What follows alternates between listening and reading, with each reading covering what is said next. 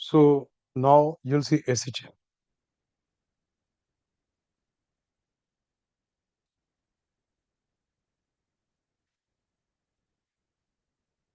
SHM में कि कोई मोशन जब ऑसिलेटरी हो और पीरियडिक हो, मतलब ऑसिलेटरी के साथ कंडीशन है पीरियडिक, और द पीरियडिक मोशन में कंडीशन होगी acceleration is proportional to minus of displacement. ये डिस्प्लेसमेंट है फ्रॉम द मीन पोजीशन, और मीन पोजीशन का मतलब होता है कि जिस पोजीशन पे force is zero in the direction of oscillation, जिस पॉइंट पे ऑसिलेशन की डायरेक्शन में फोर्स जीरो होगा, that point is the mean position, right. ठीक है, तो एक्सेलरेशन माइनस ऑफ एक्स के प्रोपोर्शन, और जब भी आप ये प्रूव कर दोगे तो time period T will be equal to 2 pi square root of x over ए।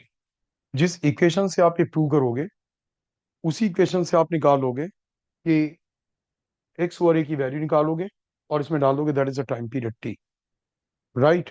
ये वो लीनियर एसएचएम के लिए। और अगर एसएचएम लीनियर ना होकर के एंगुलर है तो हम टॉर्क निकालते हैं, torque tau is equal to I alpha, और ये देखें कि torque tau equal to I alpha is proportional to what, minus of theta. मतलब यहां पे प्रूव क्या करते हैं, angular acceleration is proportional to minus of angular displacement, ठीक है ना। तो एंगुलर डिस्प्लेसमेंट कहां से, जिस पोजीशन पे टॉर्क जीरो था वहां से आपने थीटा एंगल डिस्प्लेस किया। सो अगर alpha is proportional to minus of theta means की एसएचएम, और एंगुलर एसएचएम में time period T will be 2 pi square root of theta over alpha. जैसे आप लोग एंगुलर एसएचएम होता कहां पे, मान लो एक एम मास की रॉड को आपने ए लेंथ और एम मास की रॉड को ऐसे सस्पेंड करा दिया और वो इस तरीके से ऑसिलेट कर रही है। डिस्क को आपने एक पॉइंट से सस्पेंड करा दिया और वो ऑसिलेट कर रही है। दिस इज क्लियर ना। तो time period T will be 2 pi square root of theta over alpha, और time period 2 pi square root of x over A. अब इसमें जो मतलब किस किस टाइप के और कौन से क्वेश्चंस आते हैं एसएचएम में, तो आप देखोगे एसएचएम का पहला क्वेश्चन ये होता कि वो आपको कोई फिजिकल सिचुएशन डिस्क्राइब करेंगे और उस केस में आपसे टाइम पीरियड पूछेंगे, और वो फिजिकल सिचुएशन फिजिक्स के किसी भी पार्ट से हो सकती है, mechanics, liquid dynamics, gravitation, electrostatics, magnetism, thermodynamics, हर एक पार्ट में इसके एग्जांपल बनते हैं। मैं आपको एक दो सिंपल एग्जांपल से स्टार्ट करके और कुछ एक एग्जांपल देता हूं। तो ये मेजर क्वेश्चन है जो बनता है कि वैसे केस में वो लोग आपसे एसएचएम होगा और टाइम पीरियड टी पूछेंगे। जैसे बोला गया एक स्प्रिंग है, फोर्स कांस्टेंट के, ए मास का ब्लॉक अटैच्ड है, अभी स्प्रिंग को इलांगेशन या कंप्रेशन नहीं है, बोले कि इसे एक्स कंप्रेस करा दिया गया और फी छोड़ दिया गया, एक्स इसको डिस्प्लेस कराया गया और फी छोड़ दिया गया, to that it will perform SHM. तो अब ट्रू तो नहीं बोलेंगे आपसे, बस वो लोग बोलेंगे find the period of oscillation of this SHM, ठीक है ना। सो अभी मीन पोजीशन है क्योंकि नेट फोर्स जीरो, ऑसिलेशन इसके लॉन्ग अभी फोर्स जीरो, एक्स इस ओर आप लाए तो के एक्स फोर्स बाहर की ओर लगा, और उस के एक्स को आपने किया इक्वल टू एम ए, तो ए is proportional to minus of X, क्योंकि आप एक्स इस ओर लाए थे और एक्सेलेरेशन उस ओर होगा। So minus sign time period T equal to 2 pi square of x over A, x over ए की वैल्यू क्या आएगी, एम वाई की, ये टाइम पीरियड आ। सिंपल पेंडुलम में भी बिल्कुल यही करते, ये मीन पोजीशन डिस्प्लेस किया theta, theta is very small, जैसे यहाँ पे X is generally very small, पूरे में हम एक्स को काफी छोटा लेते हैं, M G F B D बनाया टी, फोर्स हमें निकालना होता सेंटर की ओर, यहाँ पे मीन पोजीशन है, यहाँ पे नेट फोर्स जीरो इस डायरेक्शन में, तो टी का हमने एम जी का कॉम्पोनेंट इस हो रहा है एम जी कॉस थीटा, और इस ओर आ गया एम जी साइन थीटा। हमें मीन पोजीशन की ओर के फोर्स से मतलब होता है, तो m g sine theta is equal to mass m into a, और m g sine theta will be theta, क्योंकि थीटा बहुत छोटा है, और that will be x over l, ये लेंथ एक्स और ये l, equals to mass m into a, m से m कैंसिल, तो a is proportional to minus of x, क्योंकि डिस्प्लेसमेंट आपने दिया था राइट हैंड साइड में और एक्सप्रेशन होगा लेफ्ट हैंड साइड में, तो time period t becomes 2 pi root of x over a, x over a की वैल्यू आ जाएगी l over g, x over a की वैल्यू क्या रहेगी, इसके root of l over g, this clear, तो ये इसकी वैल्यू आ जाएगी। ये बिल्कुल सिंपल केसेस हुए, जैसे एक आप थोड़ा सा आइडिया रहा कि कैसे हम एसएचएम में टाइम पीरियड ही निकाल। अब इसमें जैसे मान कि मैं बोलता हूँ आपसे ग्रेविटेशन में, तो ग्रेविटेशन में बोला कि एक टनल दिखी गई, अर्थ की रेडियस आर ई, मास एम ई, और अर्थ में स्मॉल जी की वैल्यू कहाँ पे जीरो होती है, सेंटर पे, तो ये मीन पोजीशन, स्मॉल है मास को यहाँ से थोड़ा सा ऊपर रहेगा एक्स ऊपर। अब यहाँ पे इसका एबीडी बनाया, मीन पोजीशन के फोर्स क्या लगेगा, एम जी डैश, जो भी यहाँ पे जी की वैल्यू होगी mean position, M G dash you know is ji 1 - H over R E, यहाँ पे ये एच होगा, सो एम जी 1 - एच होगा, R E minus x upon R E, so this will B M G, और इसे solve करो तो आ जाएगा x over R E, this is the net force toward the mean position, keep it equal to mass m into a, M into A cancel हुआ, आपने displacement mean position से ऊपर की ओर गया था, फोर्स नीचे, तो एक्सेशन नीचे होगा, टाइम पीरियड टी बिकम्स 2 पाई इसके रूट ऑफ एक्स ओवर ए, इसे आपका एक्स ओवर ए की वैल्यू डाल दोगे सीधे, ये आ रहेगा r e by g, this will be what, it will be r e by g, this will be T equals to 2 pi square of r e by g, this is clear, ये इसका time period T होगा, 2 pi square root of r e by g, right. अब किसी भी topic में इसके questions बनेंगे, वो देखो आपको निकालना पड़ेगा उसमें, जैसे मान के मैं बोलूं लिक्विड डायनेमिक्स में, ये एक रो वन डेंसिटी का लिक्विड है और एक सिलेंडर है एल लेंथ का, एरिया का, इसके मेटल की डेंसिटी रूट, अभी जब ये सिलेंडर इक्विलिब्रियम में होगा तो इसकी कुछ लेंथ लिक्विड के अंदर होगी, और ऐसे केस में हमें उस लेंथ को निकालने की जरूरत नहीं होती, जब ये इक्विलिब्रियम में है तो ऊपर की ओर का बॉइंट फोर्स इसके सिलेंडर के वेट के इक्वल है।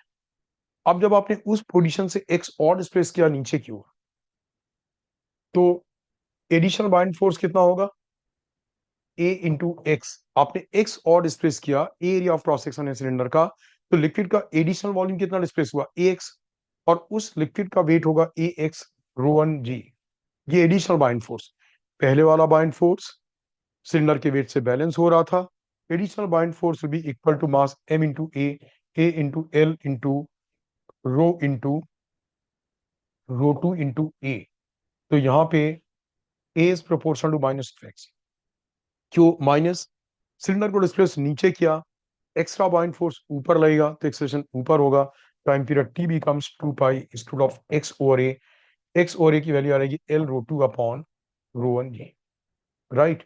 तो किसी भी टॉपिक का क्वेश्चन, फोर्स आप उस टॉपिक की मैकेनिज्म से निकालेंगे, जो भी उस टॉपिक की थ्योरी या कॉन्सेप्ट है, मतलब व्हाट मीन पोजीशन पे नेट फोर्स जीरो है, उसके लिए आपको एबीडी दिखाने की जरूरत नहीं है, मीन पोजीशन पे जीरो, वहां से एक्स डिस्प्लेस कराओ, what is the additional force जो कि एक्सेलरेशन कॉज करेगा, दैट एडिशनल फोर्स को मास m इंटू ए के इक्वल करो, और टाइम पीरियड टी वहां पे x over a, T 2 pi square of x over a के इक्वल आ जाएगा। आप देखो जैसे मान लो कि बोला गया ये एक प्लस क्यू चार्ज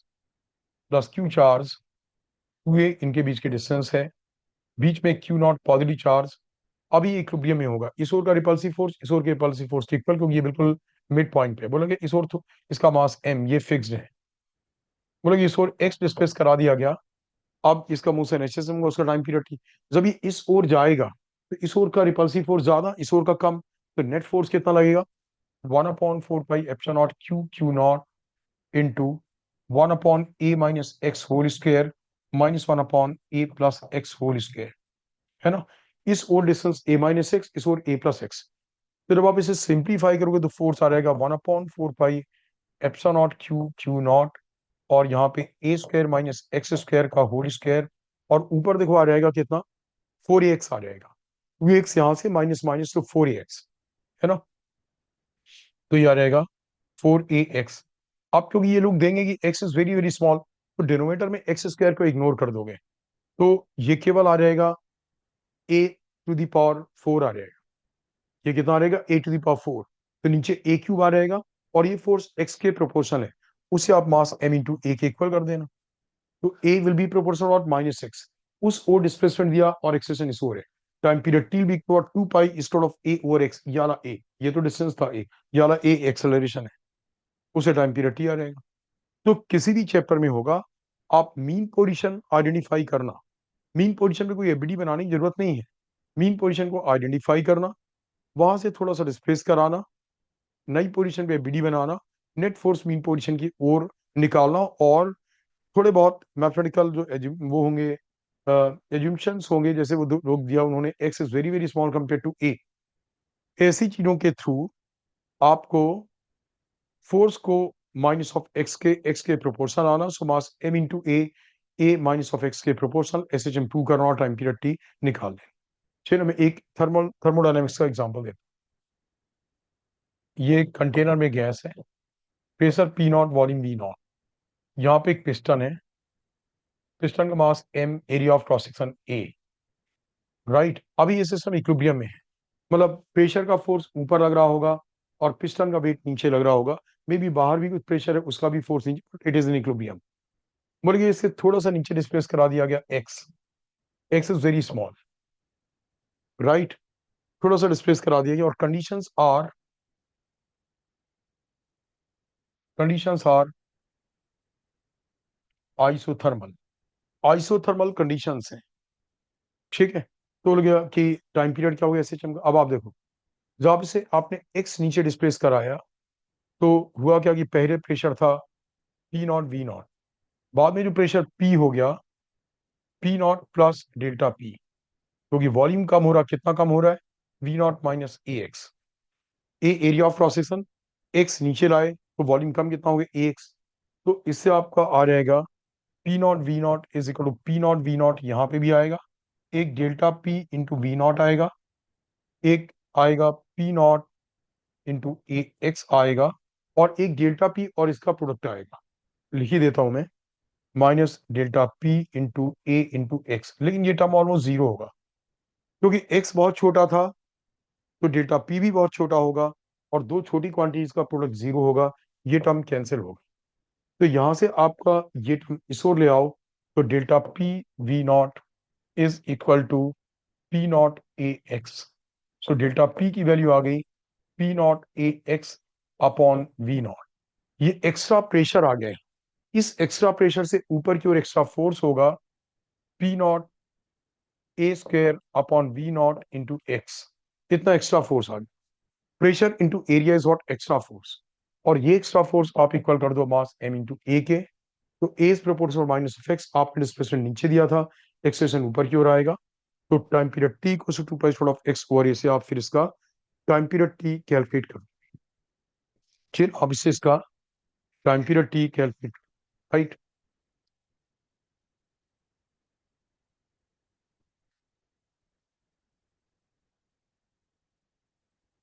तो क्वेश्चंस का बच्चों एक पार्ट ये बनता है, ऐसा क्वेश्चन इलेक्ट्रिक डाइपोल में भी बनता है, मैग्नेटिक डाइपोल में भी बनता है। आप जैसे आपसे बोला गया कि एक मैग्नेट है, कैपिटल में उसका मैग्नेटिक मोमेंट है, मैग्नेटिक फील्ड बी के लॉन्ग, इक्विलिब्रियम में उसका मास एम है, लेंथ एल है, और मैग्नेटिक मूवमेंट के मैग्नेटिक फील्ड के लॉन्ग पड़ी हुई है ऐसे इस तरीके से, उसे थीटा एंगल डिस्प्लेस करा दिया गया। अब टॉर्क कितना लगेगा? M b sine theta, m b sine theta torque tau equals what? I alpha. I हो गया 1/12 m l square, small m mass है, small m l square I into alpha. Theta बहुत छोटा, तो साइन थीटा थीटा के equal होगा, तो alpha is proportional minus of theta आ गया, उसे एस एच एम होगा, और time period T 2 pi square root of theta over alpha, उसे टाइम पीरियड टी। ऐसा ही इलेक्ट्रिक डाइपोल के लिए बनता है, plus q charge minus q charge, mass दोनों का एम और एम, एक 2 लेंथ की रॉड से, मास्टर्स रॉड से कनेक्टेड है, पहले पी ई के अलोंग था, इलेक्ट्रिक फील्ड ई अप्लाई की गई है, फिर थीटा एंगल डिस्प्लेस करा दिया गया, तो टॉर्क होगा p e sine theta, theta बहुत छोटा तो p e theta, that be I alpha. आप इस सिस्टम का मोमेंट ऑफ इनर्शिया लिख लोगे 2 ml स्क्वायर, एक मास का ml स्क्वायर, दूसरे का भी ml square, 2 ml square into alpha. Alpha is proportional to minus of theta, बस उससे टाइम पीरियड टी आ जाएगा। सो ये एक पार्ट हुआ। और मैंने जैसे बोला कि एंगुलर एसएचएम में जैसे बोला ना कि आप टॉर्क और ये सब निकालो, कोई जरूरत नहीं, आप सीधे इस फॉर्मूले से एंगुलर एसएचएम में कर दिया कि जैसे एक डिस्क है, इस पॉइंट से इसे पाइवोटेड कर दिया गया, एम मास और आर रेडियस है, और ये ऐसे ऑसिलेट करेगी यहां से, this is pivoted from this point, तो it will oscillate like this. अब आप देखो इसमें क्या होगा, सीधे टाइम पीरियड टी का फॉर्मूला लगाया करो रिजिड बॉडीज के लिए, 2 pi square root of I over m g d. I क्या है, पॉइंट ऑफ सस्पेंशन के about moment of inertia, I is the moment of inertia about the point of suspension, इसके about. M mass है, जी जी है, और D point of suspension और सेंटर ऑफ मास के बीच की डिस्टेंस है, ये डी है।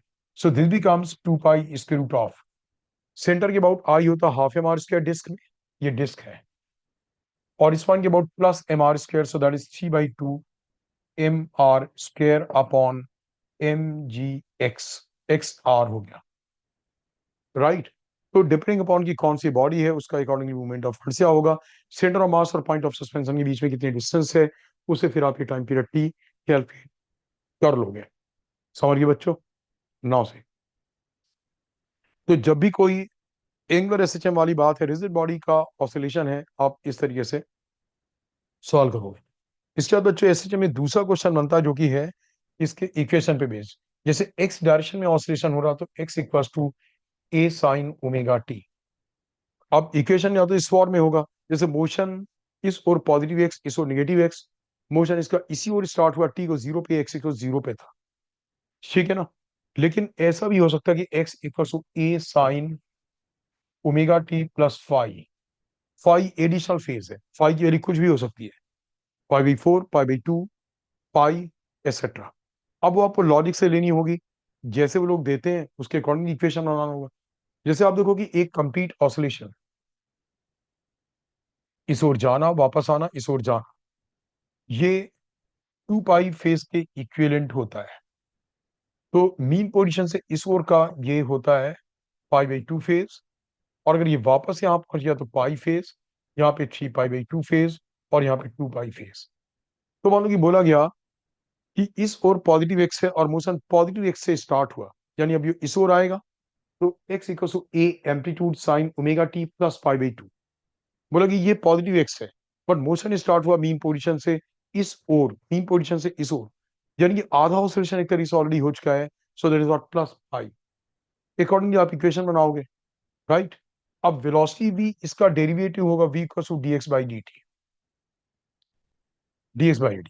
यहाँ पे देखो ओमेगा टी प्लस फाई हो सकता है, बट वेलोसिटी का इक्वेशन जब आप अलजेब्रिक फॉर्म में बनाओगे तो वेलोसिटी का जो इक्वेशन आएगा वो हमेशा यही आएगा कि ये आएगा आपका omega square root of A square minus X square. यहाँ पे ओमेगा ये है, और ओमेगा टाइम पीरियड टी से कैसे रिलेटेड होगा, omega is 2 pi over capital T, is the time period. So we will be omega into square root of A square minus X square. वो phase पे depend नहीं करता, velocity किसी भी point of time पे ये होगी। तो मीन पोजीशन पे वेलोसिटी मैक्सिमम होगी जब एक्स जीरो होगा, और एक्सट्रीम पोजीशन पे वेलोसिटी जीरो होगी जबकि एक्स ए के इक्वल होगा। और एक्सप्रेशन ए जो आएगा वो इसी के फर्दर डेरिवेटिव से आएगा, डीवी बाई डी से, जो कि आएगा minus of omega square x. तो जो मैंने आपको बताया किसी भी एसएचएम में उसका टाइम पीरियड टी उसके बेसिक कैरेक्टरिस्टिक्स पे डिपेंड करता है। जैसे देखो टी को 2 pi square of M by K, M और के उस सिस्टम के बेसिक कैरेक्टरिस्टिक्स, वो एक्स ए इन वेरिएबल वैल्यूज पे डिपेंड नहीं करता है, एक्स ओवर ए एक कांस्टेंट आता तभी तो आप उसकी वैल्यू डालते हो, ऑल राइट। सो ओमेगा एक सिस्टम का एक कांस्टेंट होगा, तो ए is proportional minus of x, यहीं से हमने उल्टे डायरेक्शन में स्टार्ट किया था, इज दैट। सो एसएचएम की काइनेमेटिक्स पे बेस्ड क्वेश्चंस आते हैं, जैसे कि मैं बताता हूं, एक एसएचएम का सिंपल पेंडुलम का टाइम पीरियड टी, आपको इक्वेशन याद होनी चाहिए। सिंपल पेंडुलम का टाइम पीरियड टी है, राइट। बोले क्या उसे half of the extreme position से एक्सट्रीम पोजीशन तक जाने का टाइम कितना लगेगा, पूरी ऑसिलेशन का टाइम पीरियड टी है, half of the extreme position से एक्सट्रीम पोजीशन तक जाने का टाइम। तो आप लॉजिक से नहीं निकालोगे, जैसे आपको लगा कि एक मीन पोजीशन से एक्सट्रीम तक जाने का time t/4, t/4, t/4, t/2 हो गया, t/4, 3t/4 हो गया, और वापस t। तो मैंने बोला half of the extreme position से एक्सट्रीम पोजीशन तक का टाइम, और आप क्या सोचते हो कि वो T/8 हो गया, तो इससे नहीं निकालोगे, क्योंकि ये देखो ये मोशन कांस्टेंट स्पीड से थोड़ी हो रहा है, इसमें तो एक्सेलरेशन भी वेरिएबल है। तो अगर देखा जाए तो जो कैलकुलस वाला पार्ट होता था काइनेमेटिक्स में, जहां पे एक्सेलरेशन भी यूनिफॉर्म नहीं होता था, यही वाला पार्ट है। बट आपको क्योंकि यहाँ पे इक्वेशंस ऑलरेडी डिराइव्ड है, तो कैलकुलस लगानी नहीं पड़ती। अदरवाइज एक काइनेमेटिक्स में कैलकुलस वाले पार्ट पे बेस्ड, आप देखो बोला गया ये extreme position, half of the extreme से एक्सट्रीम तक जाने का टाइम ज्यादा निकाल, आप बस ऐसे निकालोगे, यहां तक का A/2, यहां तक का ए, आपने इक्वेशन लिखा x equal to A/2 is equal to A sine omega t, right. यहां से यहां तक के लिए x equal to A sine omega t, a से cancel, sine omega t equal to half omega t equal to π/6, t equal to π/6 upon omega, omega is 2 pi over capital T, so this T/12, यानी कि mean position से यहां तक का time T/12, mean position से यहां तक का T/4, सो आंसर आ गया T/4 minus T/12, so that is what T/6 आ गया। यहां तक का T/12 और यहां से यहां तक का T/4, पूरा टाइम T/4, तो 11 टाइम कितना आ जाएगा, T/4 minus T/12, that is what T/6 time आ जाएगा, राइट। तो आप इक्वेशंस को यूज करके निकालते हैं। और दो ऑसिलेटर सेम फेज में ऑसिलेट कब करते हैं, जब उनमें फेज डिफरेंस होगा 0, 2 पाई, 4 पाई, 6 पाई। सेम फेज का मतलब ये हुआ ये सेम फेज। अब सेम फेज, ये तो जीरो फेज से स्टार्ट किया, जीरो फेज डिफरेंस से। ऐसा भी हो सकता है एक ऑसिलेटर का एक ऑसिलेशन पूरा हो चुका है, अब दोनों एक साथ स्टार्ट करते हैं, फेज डिफरेंस व्हाट 2 पाई। ऐसे ही 2 पाई, 4 पाई, 6 पाई, 8 पाई, इन सब में सेम फेज में ऑसिलेट कर रहे हैं। और जो है कि अपोजिट फेज का मतलब फेज डिफरेंस पाई, 3 पाई, 5 पाई, ऐसे आधा ऑसिलेशन इसका पूरा हो गया, ये सोर जा रहा और ये सोर स्टार्ट कर, दिस अपोजिट फेज, तो उसमें फेज डिफरेंस पाई, 3 पाई, एक्सेट्रा। बोले कि दो ऑसिलेटर्स, ठीक है ना, एक का टाइम पीरियड T1 और एक का time period T2, T1 is greater than T2, right. एक साथ स्टार्ट करते हैं जीरो फेज डिफरेंस। बोलेगे कि after how many oscillations of the smaller oscillator, after how many oscillations of the smaller oscillator they'll be again in the same phase, after how many oscillations of the smaller oscillator they'll be again in the same phase। तो same phase का मतलब ये हुआ छोटे वाले oscillator का एक oscillation पूरा हो गया, बड़ा वाला थोड़ा पीछे रह गया, उसका टाइम पीरियड बड़ा है। फिर इसका एक और ऑसिलेशन पूरा हुआ, ये थोड़ा और पीछे रह गया।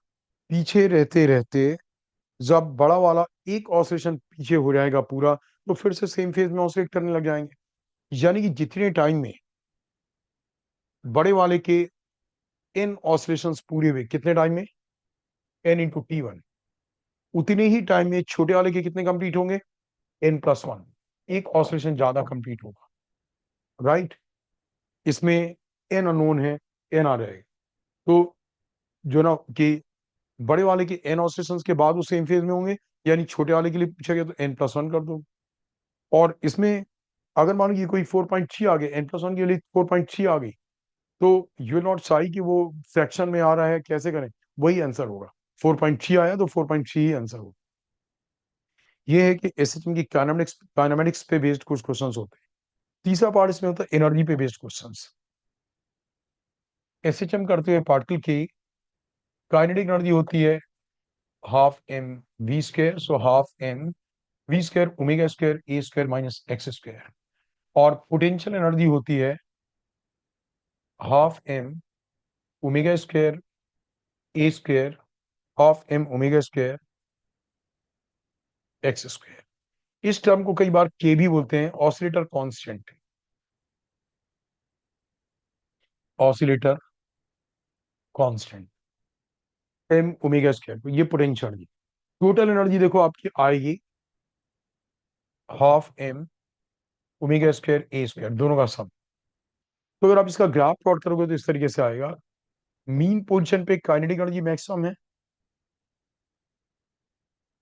ये काइनेटिक एनर्जी, और एक्सट्रीम पे काइनेटिक एनर्जी 0, और एक्सट्रीम पोजीशन पे पोटेंशियल ही मैक्सिमम है, ये पोटेंशियल का ग्राफ, और मीन पोजीशन पे पोटेंशियल ही जीरो है, और टोटल एनर्जी जो होगी वो कांस्टेंट होगी, दोनों का सम कांस्टेंट है। देखो एक्स पे डिपेंड नहीं कर रहा, हाफ एम ओमेगा स्क्वायर ए स्क्वायर, ये लगातार कांस्टेंट होगा।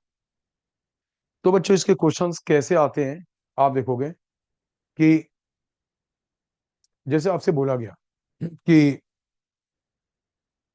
मीन पोजीशन से कितनी दूर दोनों एनर्जीज इक्वल होंगी, पोटेंशियल और काइनेटिक, आपने दोनों के फॉर्मूले को इक्वल कर दिया, एक्स की वैल्यू आ जाएगी, ठीक है ना।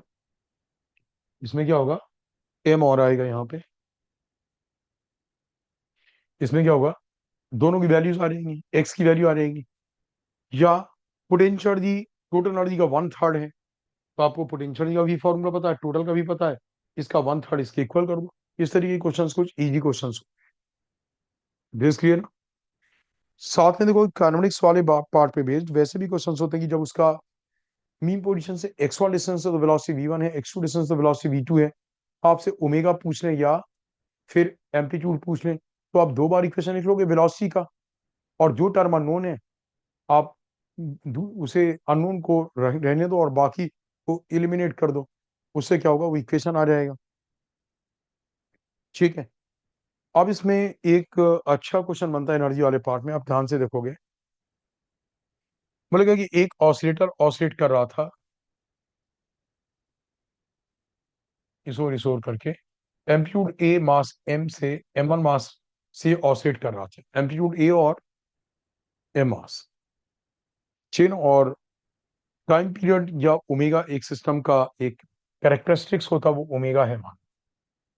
बोले जब ये मीन पोजीशन से पास कर रहा था तो उसी टाइम पे इसके ऊपर एक m2 मास और रख दिया गया, इसके ऊपर एक m2 मास और रख दिया गया, तो मतलब रखा गया और वो साथ साथ ऑसिलेट करने लगा, उस पर स्लिप नहीं करा, साथ साथ ऑसिलेट करने लगा।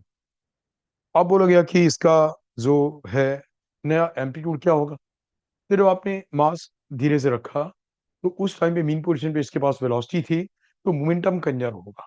तो इनिशियल मोमेंटम था m1 v0, m1 v0 का मतलब ओमेगा इंटू ए, इतना ही था ना, ओमेगा ए नॉट कर देता मैं इनिशियल एम्पलीट्यूड, इतना मोमेंटम था। अब बिल्कुल उसी मोमेंट पे जैसे ही आपने रखा, ये हो गया m1 plus m2 into omega into a, into what, omega into A. Omega भी चेंज हो जाएगा क्योंकि मास सिस्टम का चेंज हो गया है।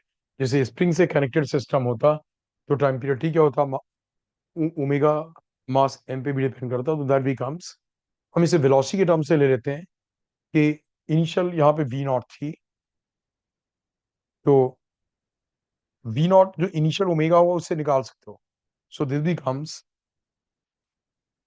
इनटू व्हाट, वी, ये नई वेलोसिटी वी आ गई, m1 omega A naught upon m1 plus m2।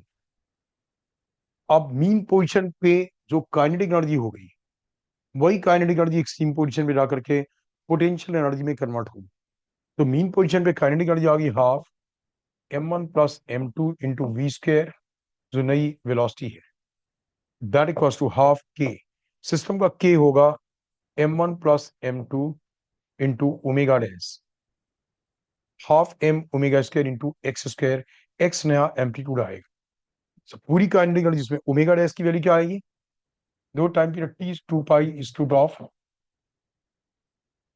m1 by m by के, और ओमेगा होता है 2 पाई ओवर टी, तो 2 पाई ओवर टी आ जाएगा root of k by m1, और ओमेगा डैश आ जाएगा root of k by m1 plus m, root of k by m1 plus m2। So theme is what, आप apply क्या करोगे, law of conservation of momentum. तो जैसे ही आप एक मास रखोगे सडनली उसकी वेलोसिटी पहले को डिफरेंट थी, पहले कुछ थी और अब डिफरेंट आ गई। अब जितनी काइनेटिक एनर्जी उस वेलोसिटी से बन गई, वही तो पूरी की पूरी जाकर के एक्सट्रीम पोजीशन पे कन्वर्ट होगी पोटेंशियल एनर्जी में, तो आप उससे एम्पलीट्यूड की मैक्सिमम वैल्यू निकाल लो। दूसरा क्वेश्चन इसमें क्या बनता है, यही स्प्रिंग ब्लॉक सिस्टम के m1 वाला ऑसिलेट कर रहा था ए एम्पलीट्यूड से, जब एक्सट्रीम पोजीशन पे पहुंचा, एक्सट्रीम पोजीशन पे पहुंचा तब वहां पे एक m2 मास इसके ऊपर रख दिया गया, और एक्सट्रीम पोजीशन पे मास m2 इसके ऊपर रख दिया गया और वो साथ साथ ऑसिलेट करने लगा। अब एम्पलीट्यूड चेंज नहीं होगा। अब एम्पलीट्यूड चेंज क्यों नहीं होगा? वहां पे वेलोसिटी ही नहीं थी, कोई मोमेंटम ही नहीं था, मोमेंटम पहले भी जीरो बाद में भी जीरो, तो amplitude remain same. But time period T omega change हो जाएगा, क्योंकि ओमेगा या टाइम पीरियड टी मास पे भी डिपेंड करता है। तो टाइम पीरियड टी और ओमेगा दोनों केसेस में पहले वाले में और सेम हो जाएगा, क्योंकि time period T is 2 pi square of M upon K, और दूसरे केस में m1 प्लस m2 अपॉन के। सो time period T will change, right. But जहां तक ओमेगा भी चेंज हो गया, इन एम्पलीट्यूड दूसरे केस में जब एक्सट्रीम पोजीशन में मास रखा चेंज नहीं होगा, लेकिन जब आपने मीन पोजीशन रखा था तब वो चेंज हो जाएगा, right. So is it clear students? तो ये आपका बच्चों एसएचएम था। यूजुअली आई फील कि इसी पे बेस्ड या तो टाइम पीरियड टी निकालना, या फिर जो मैंने फेज वाले इक्वेशंस बताए वो इक्वेशन वाले, वेलोसिटी एक्सेलरेशन और डिस्प्लेसमेंट वाले उन पे बेस्ड, और या यूजुअली एनर्जी वाले, तो इन्हीं पे बेस्ड कोई क्वेश्चन आ सकता है। ठीक है ना? तो मैं इस सेशन को एंड कर रहा हूँ, और मैं इसके बाद फिर आपसे पूछ करके कि कौन सा वो होगा अगला टॉपिक क्या लेना, आई टेल यू।